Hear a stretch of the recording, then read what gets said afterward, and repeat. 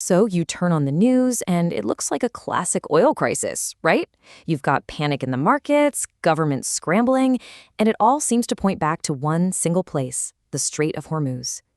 But what if the story we've been told for decades isn't true anymore? What if the real crisis isn't what we think it is? Yet what if the narrative we all just assume is true isn't? Because the real story here isn't just about some global disruption. Nope, it's about who wins and who loses. And as you're about to see, the countries on each side of that equation have changed dramatically. That's what we're going to unpack. Okay, so let's start with the basics. We're talking about the Strait of Hormuz. You know, that narrow strip of water separating the Persian Gulf from the open ocean. Now, it might not look like much on a map, but make no mistake, this is arguably the single most important energy choke point on the entire planet. And this number right here, this is exactly why. 20%. Let that sink in for a second. A full fifth of the entire world's daily oil supply has to squeeze through this one tiny passage. That's the energy that fuels our cars, powers our factories, and literally keeps the lights on across the globe. So for decades, the logic has been super simple, right? A disruption here sends a shockwave across the entire globe. Prices spike, economies stall. That's been the story forever. But what if that story is now dangerously out of date? Because over the last 20 years or so, something absolutely fundamental has shifted. We're all still kind of conditioned to think an oil crisis in the Middle East is going to directly hammer the US economy. But the thing is, that world, it just doesn't exist anymore. I mean, just take a look at this timeline. You go back 20 years, and the US was heavily reliant on foreign oil. But then, new drilling techniques unlocked these massive shale reserves, and American oil production just absolutely boomed. The entire game changed. You have to appreciate this transformation. The US went from importing 60% of its oil to becoming the single largest oil producer in the entire world. This wasn't just about reducing dependency. It was a complete reversal of its role in the global energy market. So the crucial point is this. The old narrative is officially outdated. The United States just isn't on the same side of this trade anymore. Which, of course, leads to a very, very important question. If the US is in a totally new position, then who is still exposed? This is where the real story begins, because an oil shock today doesn't hit everyone equally. It's what economists call an asymmetric shock. And all you have to do is look at where the oil from the Strait of Hormuz is actually going. A tiny 2.5% heads to the United States. Meanwhile, a massive 75% is destined for just 4 countries in Asia: China, India, Japan, and South Korea. And this creates 2 very different kinds of problems. For the US, a disruption is primarily a price problem. Oil's priced globally, so prices rise everywhere. It hurts, for sure, but it's manageable.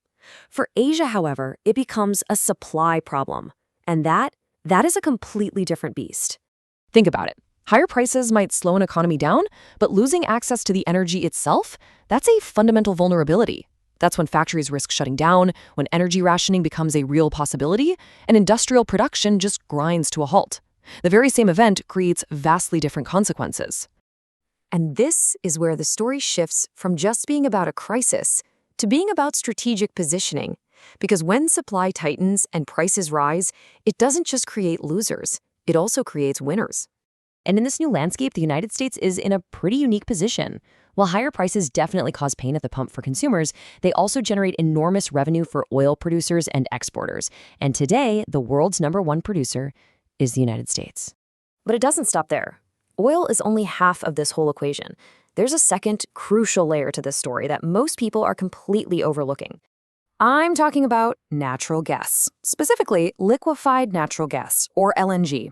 This is natural gas that's been cooled into a liquid, which makes it way easier to transport on ships. Well, over the past decade, the US has quietly become the world's #1 exporter of LNG, and a huge portion of the global supply also flows right through the Strait of Hormuz. So you see the pattern, right? If the strait is disrupted, it's not just oil markets that tighten, it's gas markets too, and the dynamic is identical. A critical supply gets cut off from one region, while the United States is perfectly positioned to step in and sell its own supply, often at a higher price. So, when you start connecting these dots, you begin to realize the situation in the Strait of Hormuz isn't just a story about energy. It's about something else entirely. You have to ask yourself, why is this happening now? Conflicts in the Middle East are constant, so why this crisis at this exact moment? What else was happening on the world stage? Well, right as these tensions were escalating, something else critical was happening: those high stakes trade negotiations between the US and China. For years, the economic relationship between the world's two largest economies has been unraveling. And negotiations like that aren't just about finding solutions, they're about leverage. And this is where energy markets and geopolitics collide.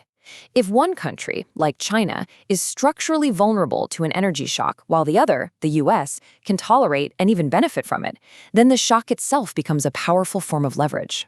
Which leaves us with a final thought. Maybe the real story of the Strait of Hormuz isn't just about barrels of oil. Maybe it's a choke point for global power, turning a crisis we thought we understood into a tool of strategic influence.